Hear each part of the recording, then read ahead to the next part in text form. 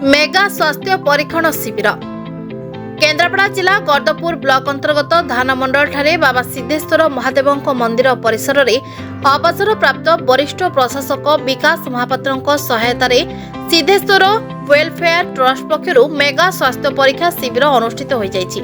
ଏହି ଶିବିରରେ ଭୁବନେଶ୍ୱର ସ୍ଥିତ କଳିଙ୍ଗ ହସ୍ପିଟାଲର ଅଭିଜ୍ଞ ହୃଦରୋଗ ବିଶେଷଜ୍ଞ, ଶିଶୁରୋଗ, ସ୍ତ୍ରୀ ଓ ପ୍ରସୂତି ବିଭାଗ, ମେଡିସିନ ବିଭାଗ, ଅସ୍ଥିଶଲ୍ୟ, ଦନ୍ତ ରୋଗ ଡାକ୍ତରମାନଙ୍କ ଦ୍ୱାରା ସ୍ୱାସ୍ଥ୍ୟ ପରୀକ୍ଷଣ କରାଯାଇ ସିଦ୍ଧେଶ୍ୱର ୱେଲଫେୟାର ଟ୍ରଷ୍ଟ ପକ୍ଷରୁ ନାମୀଦାମୀ କମ୍ପାନୀର ଔଷଧ ମାଗଣାରେ ଦିଆଯାଇଥିଲା।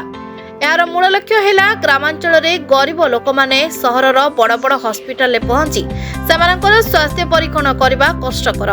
ତେଣୁ ଏହି ସିଦ୍ଧେଶ୍ୱର ୱେଲଫେୟାର ଟ୍ରଷ୍ଟ ପକ୍ଷରୁ ଗ୍ରାମାଞ୍ଚଳ ଲୋକମାନଙ୍କୁ ପାଖରେ ସ୍ୱାସ୍ଥ୍ୟ ସେବା ଯୋଗାଇ ଦେବାର ବ୍ୟବସ୍ଥା କରାଯାଇଥିଲା। ଏହି ଶିବିରରେ ପ୍ରାୟ 400 ଲୋକଙ୍କ ସ୍ୱାସ୍ଥ୍ୟ ପରୀକ୍ଷଣ କରାଯାଇ ମାଗଣା ଔଷଧ ଦିଆଯାଇଥିଲା। ଏହି କାର୍ଯ୍ୟକ୍ରମରେ ଟ୍ରଷ୍ଟର କର୍ମକର୍ତ୍ତା ଓ ସଭ୍ୟମାନେ ସହଯୋଗ କରିଥିଲେ। ପାଟକୁରାରୁ ଦୀପକ ମିଶ୍ରଙ୍କ ରିପୋର୍ଟ, ପ୍ରତୀକ୍ଷା ନ୍ୟୁଜ।